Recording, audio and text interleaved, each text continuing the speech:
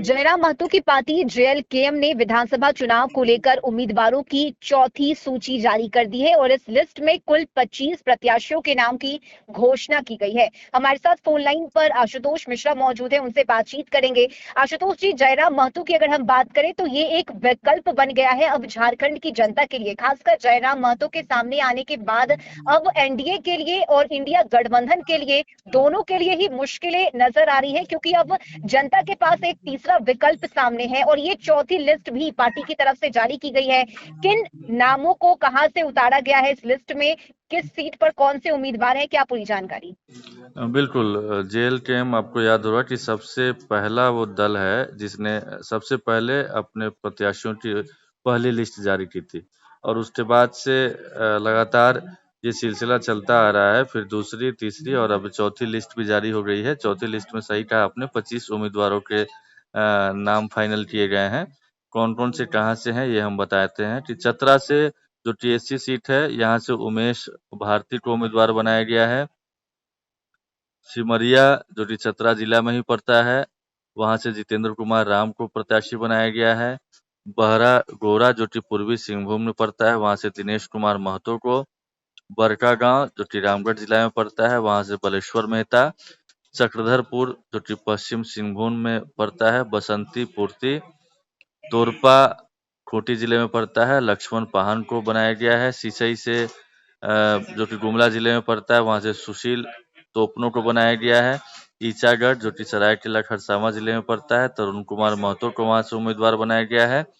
विष्णुपुर जो कि गुमला में पड़ता है, वहां से यशोदा देवी। पांकी से जो कि पलामू में पड़ता है, वहां से ओमकार नाथ जायसवाल। लातेहार से संतोष कुमार पासवान। मनिका से बलवंत सिंह चेरो। हटिया से अयूब अली। कोलेबिरा से अजय एक्का। जुगसलाई से विनोद स्वांसी। नाला से रघुवीर यादव। जामतारा से तरुण गुप्ता। जमशेदपुर पश्चिमी से प्यारेलाल साहू।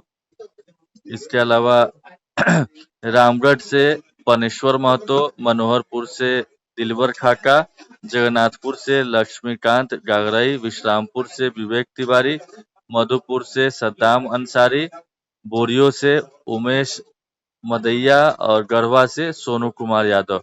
इस तरीके से अब तक जयराम महतो ने अपने जो प्रत्याशी हैं 53 प्रत्याशियों के नाम की घोषणा कर दी है। झारखंड में 81 विधानसभा सीट है। तो ऐसे में देखना होगा कि और कितने उम्मीदवार बचते हैं जिनको जयराम महतो खड़ा करते हैं। शुरू में तो उन्होंने 50-55 के आसपास ही सीटों की बात कही थी, लेकिन बाद में उन्होंने कहा था कि मैक्सिमम सीटों पर वो अपने उम्मीदवार खड़ा करेंगे। तो देखने वाली बात है कि कितने उम्मीदवारों को और वो टिकट देते हैं। इससे पहले जो तीसरी लिस्ट जारी हुई थी उसमें भी कई लोगों के नाम ऐलान किए गए थे। उससे पहले सबसे पहले जो पहली लिस्ट जारी हुई थी वो उसमें भी 14, जहाँ तक याद है मुझे, प्रत्याशियों के नाम का ऐलान किया गया था। उसके बाद 6 लोगों का शायद ऐलान हुआ था। तो जहाँ-जहाँ से उतारा है उम्मीदवार, इससे पहले हम बता देते हैं कि घाटशिला से रामदास मुर्मू को भी उन्होंने टिकट दे रखा है। पोटका से भागीरथ हांसदा। जमशेदपुर पूर्वी से तरुण डे। महागामा से जवाहरलाल यादव। कांके से फुलेश्वर बैठा। जरमुंडी से राजीव यादव। पुरैया हाट से प्रवीण महतो को, इन लोगों को भी प्रत्याशी बना चुके हैं तो जयराम महतो। आशुतोष जी, इस लिस्ट की अगर हम बात करें तो कौन से ऐसे बड़े चेहरे हैं या कौन सी ऐसी सीट है जहां पर जो मुकाबला है वो टक्कर का देखने को मिल सकता है?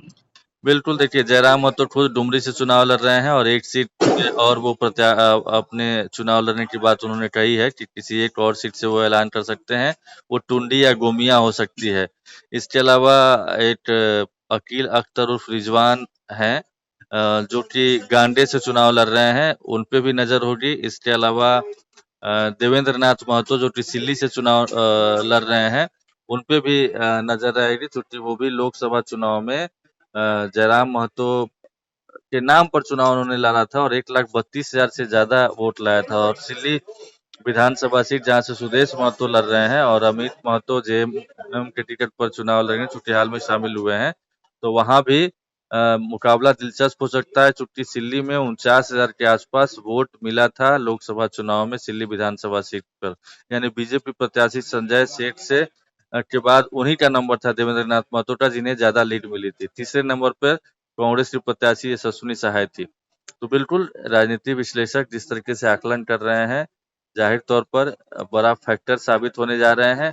अब जितनी चर्चा हो रही है, क्या वाकई में परिणाम में तब्दील हो पाता है? क्या जयराम महतो 53 में से अभी तक जो प्रत्याशियों का ऐलान किया है उसमें से कितनी सीटें निकाल पाते हैं, ये देख लेने वाली बात होगी। लेकिन अगर 4-5 सीट भी निकाल लिया उन्होंने, और जो दोनों प्रमुख गठबंधन है उसको इतनी ही सीटों से बहुमत नहीं मिलता है, तो किंग मेकर की भूमिका में नजर आएंगे। तब देखने वाली बात होगी कि जयराम महतो किसके साथ जाते हैं और क्यों जाते हैं और क्या बोलते हैं अपने समर्थकों को। चूंकि अब तक उन्होंने कहा है कि हम अ, दोनों ही मतलब गठबंधन है, दोनों ही ने झारखंड को लूटा है, और दोनों ही पर आरोप लगाते हुए अपना एक तीसरा मोर्चा कहें या अपनी एक नई पार्टी बना करके वो चुनाव में उतरे हैं। रश्मि, बिल्कुल, और इसके साथ ही अब देखना होगा कि चौथी सूची सामने आने के बाद क्या अभी और भी सीट पर जयराम महतो अपने उम्मीदवार को उतारते हैं, इसके लिए भी इंतजार करना होगा। बहुत शुक्रिया आशुतोष जी आपका तमाम जानकारी के लिए, और कशिश न्यूज के